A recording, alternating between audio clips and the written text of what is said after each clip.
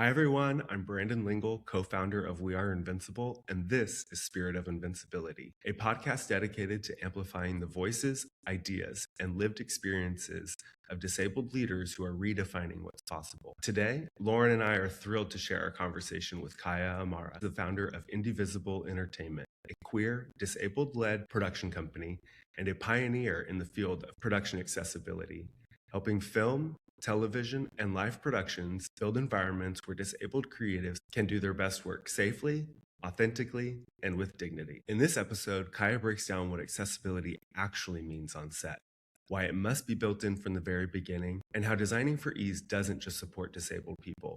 It makes work better for everyone. This is a powerful conversation about innovation, leadership, and optimism as a practice.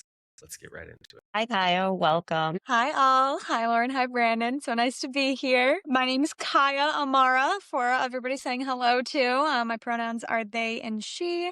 For anybody who needs an image description or anybody who's listening to this podcast, I'm a white person with brownish, blondish hair, brown eyes. I usually say I'm lots of shades of beige with just a plain white background in case I use any sign language today, so there's no distractions there. I'm the founder of a production company called IndieVisible Entertainment, which is a queer disabled production company, which was originally founded for all things queer disabled storytelling, and sort of a safe and accessible space to tell queer disabled stories. And then through that process, sort of dived into the world of production accessibility as a field with a whole bunch of different roles in it, a whole bunch of different roles that work with disabled authenticity, as well as just sort of safety and wellness and crafting a more compassionate industry at large with disabled leadership at the forefront, but recognizing that the entertainment industry and media industry is something that needs a lot more accessibility for everyone. So yeah, that's us. It's so great to have you here with us today. For everyone that is not able to see this, Kiah really sparkles. Her face sparkles when she speaks. I'm really fascinated by the work that you have done. Can you tell us a little bit more about not only how you got into the business, but how, when you were becoming a founder, what made you want to go into this segment of work? Yeah. So I have a very, I guess I would say, hodgepodge background in that, I'm from a really rural small town, and I started out doing arts and accessibility work even, like as a middle schooler. So it was always a part of sort of my space of things that I did and things that I loved, collaborating between disabled and non-disabled folks and just sort of bolstering disabled community writ large. And then after I grew up, went through college, was living in New York at the time, really realized that a lot of media representation is just such a narrow and singular point of view of any kind of identity.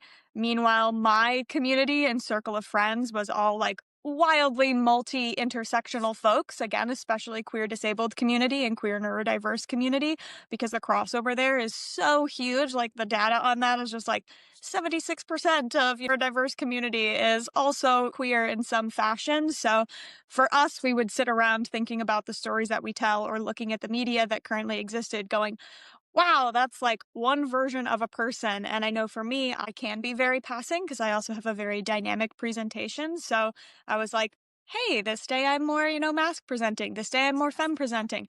This day I'm more queer presenting. This day I'm more straight presenting. Whatever identity it was, disability as well. I can have a disability that is very non-apparent, especially if you don't know what my disability is, because I have a chronic health disability as well as neurodiversity. So it's not necessarily visible, finger quotes, or apparent disability to folks who don't understand it. So we would sit around going, how do we actually tell these stories in a way that feels authentic to us and sort of avoid this chicken and the egg situation of like, oh, the audience won't understand unless you're queer with, a pixie cut and pink hair. The audience won't understand that you're disabled unless you're a wheelchair user, and saying, well, the audience will understand if we just start to show them a more robust version of what these identities actually look like and can look like.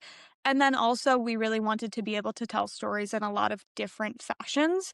So, I've done a lot of narrative stuff, but I've also done dances and fight films and like just however the community wanted to tell their stories, which wasn't always in a hey, here's a narrative format, exactly how, we would think of standard storytelling, again, standard in finger quotes, but where we as community can see ourselves and actually feel like we can live fully in our authenticity instead of performing tropes so that we can pretend to be presenting our identities, but also internally knowing like, but that's not how I'm queer or that's not how I'm disabled, and not wanting to sort of perpetuate that cycle of misrepresentation.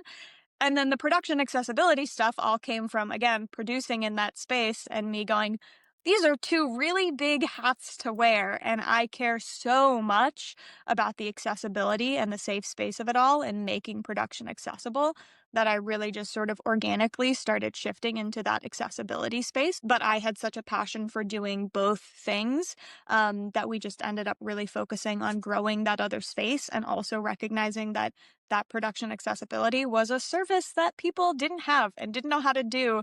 And people were constantly trying to reinvent the wheel on production accessibility without the knowledge to do it. And so we were able to just sort of raise our hands and be like, well, we've been doing it for a really long time and we feel pretty confident. It works great when we do it. So, let us help you out and try and elevate this for everybody. That's great. Lauren and I both come from an extensive production background. We've had many conversations about that and forming We Are Invincible, but in our own lives and coming together, that's a big reason of why we're here, is seeing the need and where do we fill those gaps. What are some of your biggest challenges? I think the biggest challenge with the production accessibility space is valuation, because a lot of folks do their first Google search of production accessibility when they have disabled lead talent. And a lot of times that might be disabled lead where they've realized that they really need to cast authentically, again, to help stop that cycle of misrepresentation and close the perception gap.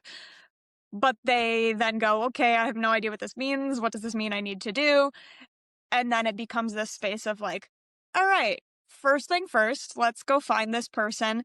But there is still this lack of understanding of what the work actually is. So we have a lot of people who come in with sort of like, if I was going to imagine what this would be, here's what I'm imagining it is. And that also means that production accessibility often gets assigned to a single actor. And that's really not the way we're most effective. For us, we're most effective when we're like, let us just come in. And even if you have, you have disabled crew. Again, 1 in 4 of the population is disabled. Whether they told you in advance that they identified as disabled, that we can't say, but there are so many disabled folks in the industry already. So, Kiah, for those that do not understand production, I think that it would help if you could define what does accessibility mean from a production standpoint, first and foremost. So what does it take for your production to be fully accessible?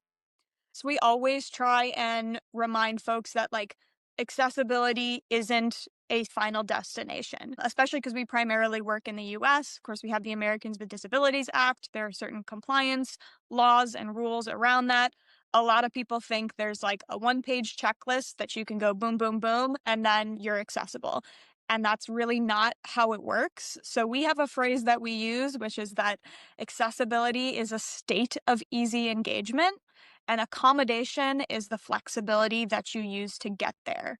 So for us, accessibility is the people in your space feeling like it is easy to do their job.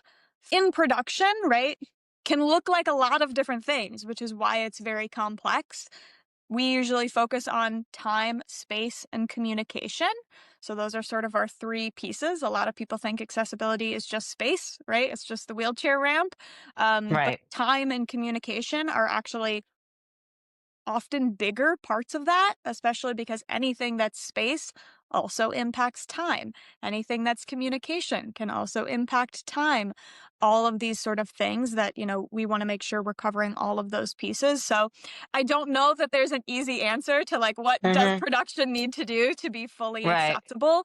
We come in to be very individualized because that allows us to be both efficient and effective. So for us, it's all about finding out what the actual access needs are and then crafting a space around that. And that could look like physical changes that have to do with mobility needs. It could look like physical changes that have to do with sensory needs, things like sensory relief rooms.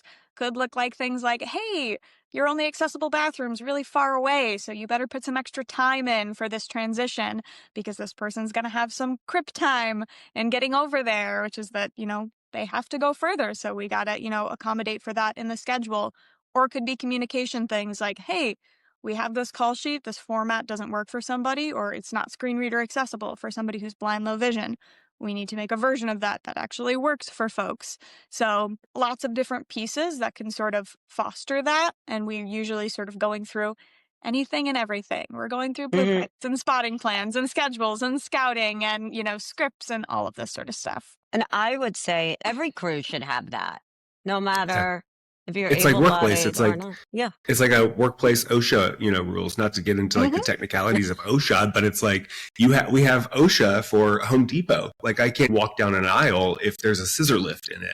Yet we have all of these accessibility issues with productions and things that people are working just as hard, if not oftentimes harder, just to get the thing done because they want to make that project happen and have it be successful. So it's like you're walking in and for a production to think about their crew who's going to actually make that film, that project, whatever it might be, and have an easier path to success because somebody thought about our crew in order for them to be successful. My God, Kiah's Talk about a light bulb. Seriously. Oh my God. How long have you been doing it, Kiah? Specifically in this format, what are my math? Oh gosh. About 8 years now. I would say that you're an innovator in this space. How would you say that you are an innovator as a person?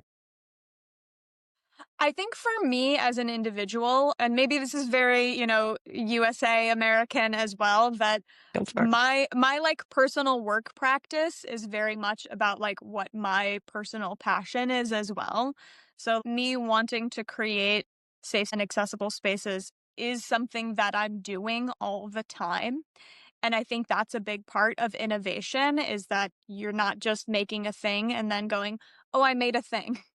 And it's done and now it never changes, that it's this constant process of reinvention and that even that there's this creativity, as I said, with my background too, of like, it's not just about going into a film set. It's about doing it in every different area. I think you have to love that stuff to stay on top of innovating. Like there's always going to be a new idea. I love reading Crypt Lit and engaging with the community and hearing what other people have done, seeing what other folks have done, playing with those ideas, all of that sort of stuff is a part of it. And because it's also part of my daily life and my personal practice, I think that, really bleeds back over into the work things because it's just something that you're, doing constantly and like saving time. We even have projects that like we call playground projects, which again is getting back into work, but making those spaces to have a playground is something that I really try and do in every aspect of my life. Because I think it's just so important for growing anything. You got to play with it. So you spoke about that you're constantly learning and the literature. What are one or two pieces of advice for people, whether they're starting out in production or whether they are an actor or somebody that is on a crew? How can they stand out and say, we need to be more accessible? Like, what would you say are your one or two pieces of advice? First, I want to preface it by everybody has a really different situation, right? I am always really talking to the community about setting a standard. And for me, it's also a standard that we set with the community, both the production community and the disabled community. There has to be a baseline, right? And I think this is really true, again, across both spaces, that we'll go in being like, 17-hour fratter day? Yeah, sure, fine, I got it. It's good, it's good. And you're like, but is it good though? Is that actually okay? Are we actually fine with that? Or are we like, nah, that doesn't work? And actually, that's what makes the entertainment industry a really disabling industry. What would you say for yourself is a biggest obstacle from the accessibility standpoint? But also, two, what's the biggest obstacle for producers who are looking to have their films be more accessible? So I'll start with the second part first, which is that I think for producers, the biggest thing is to not back burner it. Accessibility is not done well when it's thrown on last minute. Whereas if you think about that in development and you think about it in pre-production, that's where we can save you tons of time, tons of money. And if that can become the new standard, then producers have a lot less to worry about. Because of course, any major change that you're going to bring in midpoint is going to feel terrifying, right? It's going to feel like, I don't have the money for this. I don't have the time for this. I didn't plan for any of this. Why are we trying to shove this in the middle of, this process? Producers don't like doing that. I don't like doing that as a producer. I'm like, no, especially because, again, I'm a spoonie. I have a chronic health disability. So everything I do is planned so far in advance because if I get sick, I need to be 3 days ahead already. So that's something that I think producers really, is a really important focus there of just and I changing think that also mindset. from producers, so much of it comes down to budgeting. Yep. And so I think that, and like you spoke about it, don't do it at the last minute because it will become cost prohibitive. But there should just always be a line item that says accessibility. And we're always going to put in something for it, whether there be somebody that is disabled or not. In life, everything should just be accessible. Right. It's such an easy thing too, where you're like, just make swaps. Like people think it's really cost prohibitive to do at the top too. And it's not if you do it at the top though. It will cost you money if you didn't think about it and then you're trying to change your entire space last minute. So don't do that. And I think a lot of times then people want to say, oh, there's no cost to accessibility. Don't worry. And you're like, taking care of people is a cost. You have to commit to doing it. You have to commit to the wellness. But if you commit in advance instead of trying to not do it until you desperately need to take care of someone, then it's cost prohibitive. 100%. And I also think that they not only make it accessible upfront in the production, but a lot of times what will happen is that then the film or the TV show isn't accessible to watch. And that drives me insane. Nowadays, you have streaming, so you can watch in your home, okay? But what if you want to go to a theater and that theater isn't truly accessible? Or they're not having ASL throughout. So there's so many things that from the beginning, Kiah, like you said, it's put it in the budget from beginning to end, from pre-production to post to marketing to making sure that whatever theaters and deals you're making, everyone can go to the theater to watch. There are so many theaters. I live in New York City that I will go in and they are truly not accessible. Or if you go to a lot of these amphitheaters too. And I think that when we think about production, it's not just video production. It can be live production as well. Yeah. So you think about concerts, sporting events. You have to think about all of these things from a production standpoint for the consumer to actually participate. And so many times that boils my blood is that you are finally, okay, I'm so thrilled to see this film. We're finally having representation and now nobody can go and see it. And you're like, how did we not read the room? I think that's another reason why, again, we always push for, no matter what the project is, to have a person who is dedicated solely to accessibility. Because I've seen projects too that you're like, they have great audio description, they have great this, and then you're like, and then it doesn't appear anywhere. Yeah. And you're like, who's responsible for checking that, for making sure it shows up, for like going in advance, making sure the theater knows how their tech works. Again, having started out my life wearing both hats, it's too big to wear both of them. So it's very hard to, have that completely split mindset where your own job is in conflict with what you need to accomplish. So, Brandon, I think our next project featuring Kiah is going to be the Invincible Guide to Production. And we're going to do a whole how-to series featuring Kiah on how to have a fully accessible production. I'm all in. Yeah. What's been your most notable production, or do you have a project that scored high before you ever came in? Well, two things first before my brain forgets. Did you want me to answer part one of your previous question or jump to this one? Yes, the biggest obstacle from a film production or from a project. My biggest personal obstacle, and then the next question is about a project that was really prepared before we stepped in. I love it. Okay. Let's do it. For me, very, very personally on this one, my biggest obstacle, I think, with production accessibility is that there's a lot of passion tax involved. Again, keeping that bar high can be really challenging because if I see somebody who's in danger, right, we will get called by productions where they're like, hey, this person thought their life was at risk. Can you come in? And then they go, but we have no money and we don't know what to do. And also we're already rolling. Can so you give us an example of what that looks like? I mean, that is the literal example. I have been called in where somebody's like, we did a whoopsie. This person thought they were going to die. Can you come in tomorrow? And was this for somebody who was disabled or non-disabled? Yeah. Disabled folks. And again, you're like, somebody got called. And I will also, because I, am well enough known in the community, I will get called if things are bad. They'll be like, I'm on this production and this is it's a shit show. Can you... You're like insurance. Can you anonymously contact this person and be like, hey, just so you know, we're a production accessibility company and we've been contacted about major accessibility concerns on your production. So we've had that. Again, we've had situations where productions do take the initiative because disabled folks will communicate to them, this is completely inappropriate, and then we'll have to figure out what jumping in on that is. And that's really, really hard for me because, of course, you never want to say no when somebody's like, hey, this person's life is at risk. And that's really scary because, as I said, every disabled person has a different bar for what they're okay with doing and what opportunity they think they need to take. And not everybody in the disability community aligns. So my personal desire to want to support everyone is always in conflict with my also personal and professional desire to be like, but I can't say yes to this. And you actually need to say no to this. Because I can't say yes to undervaluing disabled expertise and production accessibility in order to just jump in and save this production because they didn't do what they needed to do. So that for me is my biggest personal challenge, which I hopefully feel like is a great segue into, yes, we are starting to see way more projects come in so early that they're like, hey, we want you to help us make this budget.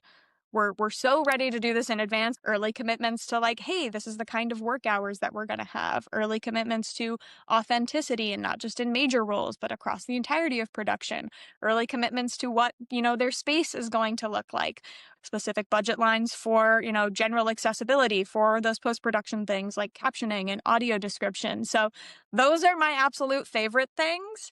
I just had a production that we were talking with too that they were so excited to learn everything. They were like, what is the biggest, best version of this thing we could do? And I was like, I love that so much. Give me some framework of your timeline and budget. They were like, what if we did this? And what if we did this? And they were like, tell us everything. Let me rein you back in. I love that this is the dream of like, here's 9 million, things that we could do for accessibility. Here's the perfect environment and go, okay, but also then let's think realistically about, your framework and your timeline and your budget and the, capacity that you have. We'll focus on the access friction, right? Like you only have so much to give, even though you want to give everything, right? My personal issue, you have so much you want to give, but you can't actually give everything. Let's figure out what capacity is and move from there. So yeah, I think that's definitely been true, especially within the last 2 years, as our work has become more familiar with folks. Like we have folks who we work with repetitiously now as well. So those are things also where we used to be in a space where like every single project you're on, nobody knows what you're talking about. Nobody's worked with production accessibility before. Nobody has any idea what's happening. And now we can be in a space where we're like, oh yeah, IndieVisible is jumping back on again. Here's Kai. Here's other people from the team. Here's what they're going to do. Great. We fully trust them to do their thing because that's always a really big obstacle too. Production, we're very scared. We're very tight-knit family. We're like, yes, I need a camera person. And also, have I worked with that person before? Who's the DP? Who's this person? What are they doing? What have they done before? How much do we like them? What are they, it's always such a networking thing that amount of trust is really hard to get when you're on a project with a bunch of folks who you've never worked with before, who have also never worked with your role. So shifting over to a space where you're like, we have this trust. Again, to have it out the gate from folks, beautiful, lovely, and amazing. But again, also really makes me passionate about that raising the bar, as I keep saying, and I will say it 9 million more times, which is that these people exist. These kinds of projects exist. These kind of producers, production companies exist. And those are the people who I want to dive in and spend my time with. So we asked all of our guests one thing. What makes you invincible? And I see that everything you do, and I know Brandon by his look and what he's saying inside, I could just see it. He's really excited. I could tell. Well, you bubble, You- your energy is feeding my Yeah. energy. Like, it's like to find somebody who's as passionate as you are about something as simple as accessibility is. Accessibility should be there for everybody. And so your presentation to making somebody else's life easier, that holds so much value and weight, and it makes me feel a certain way. So yes, Lauren, go into your question. I'm getting chills. Like, I know, it's I can see. exciting. What makes you invincible? Not your company, but you, Kiah, as a person. I do think it's optimism. So directly from your point that, I have a meme that I love that I share with people. I also Okay. think, being a millennial, you're like, yeah, everything's really challenging right now. And so there's a phrase from, something that I always quote, which is, don't let anybody treat you like an option. You're an omen, a threat, and inevitability. And I think that for me has been my, it sort of has this dark sort of fantastical feel to its phrasing. But there's this really peaceful, grounded optimism that comes from that, which is like, it's inevitable. I don't need to work that hard to make this happen, because I have such a confidence and optimism in the fact that, yeah, everybody wants this. Yeah. I would love to go back to all of your productions that you had some kind of hand in and ask the people on that set, was this a better set to work on? Was it an easier set? Was it more fruitful for you? Were people happier? Because that also, and we didn't really discuss this, they're probably happier. It's better to come to work for them. The hours are better. You're just giving people a better work-life experience. Mhm. So that's why I'm going to call you the magical elf, because you're coming in and you're throwing your dust on everything and you're making life easier. And that's really what accessibility is. And you don't have to walk with crutches, and you don't have to be in a wheelchair to just have accessible things around you. And I think that it's like such a misnomer when people say, oh, well, we have to have that. We have a person in a wheelchair coming. And I no, have no. I have a story that I love to share as well, which is something that I feel like is so important, which is that I have had moments on set where, like, we made accessible versions of call sheets. And I had somebody come up to me on set and say, because we send them out to everybody, right? We'll get the data back of, like, someone needs this. And if someone needs it, we make it, and then it goes out to everybody equally. And I had somebody come up to me in the lunch line and be like, I didn't know I was dyslexic. I thought I was just a really, really bad reader. Like, I thought I was just terrible at reading. And then I went to just, like, explore your call sheets. And then I looked at this call sheet, and now I have to go figure out, am I dyslexic? And could something as simple as a free font downloadable from, shout out to Open Dyslexic, made by, dyslexic community that's free to download on the internet, can this help me read in my entire Yep. life? And you don't get to have that experience, and you don't get that sort of, like, one-on-one of, hey, this is community supporting community in this moment. Like, I've been asked on set about somebody else who was like, oh, I think my kid might be autistic, but I don't want to get them, tested because I'm worried about the stigma or, like, the medications that they might get put on. And I have a spouse who's late diagnosed ADHD, and I'm like, you can get them diagnosed and still not, like, it doesn't have to be that medication is right for them. It doesn't have to be that, writing their formal diagnosis on their school paperwork is right for them. But what it gives them is the option to connect with supportive community, right? It gives them the option to say, oh, this is what's happening. This is my barrier. And if you can help folks identify their barriers, and then those folks can take that into their daily lives and be like, wow, here's a barrier that I can take away for the rest of my life now. because this one place valued ease enough that now I can have this ease in moments Right. outside. And think about that person. Now they can go on to that next set and they can say, this is easier for me. So you've opened up their eyes to something that was just much easier for them. Yep. And that's somebody that came up to you who thanked you, but so many people are ashamed too. And they may not say something because they don't want to, but they're saying thank you in their head. So I thank you for doing this work. Appreciate that. So many people. And I'm clapping. Round of applause, Kiah. Yes. It's so needed. It's so needed. I think everybody's ready for it, from a able-bodied to disabled. We all need a little bit of special attention. We all do. It's okay. And that's why, you hire a producer who the good ones go that extra mile and give that attention. It's just a matter of educating. And once somebody is educated, they'll only want to move forward with that. So imagine if you had like the Martin Scorsese's of the world being educated on accessibility, how he and his sets could change the way that every set across the world is produced. That's why we do these podcasts, to just create enough awareness that somebody's going to hear this, or that's why you do what you do. So bigger companies can then say, oh, I used Kiah, and this is the outcome that we've had. So I thank you for being here today. This has just been an incredible conversation. You're an incredible person. I agree. I have one more question. Who's someone who who's invincible? Okay, I'm gonna be embarrassing and sappy, and I talked to my spouse about this morning too. That I was like, I think I'm that person where I just think about you, and I can't. I was trying to think specifically about like, who can I say in the industry, who can I talk about, and I spoke earlier as well about like Alice Wong, who of course recently passed. My spouse is somebody who is all of the intersections as well. There are so many things that are barriers upon barriers upon barriers upon barriers and barriers and barriers and barriers for, some folks in our community, especially again, multi-intersectional folks.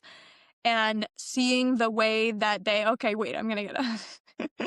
seeing the way that they have persevered, they are just one of the most nurturing, caring, dedicated, loyal, hardworking people in the whole wide universe.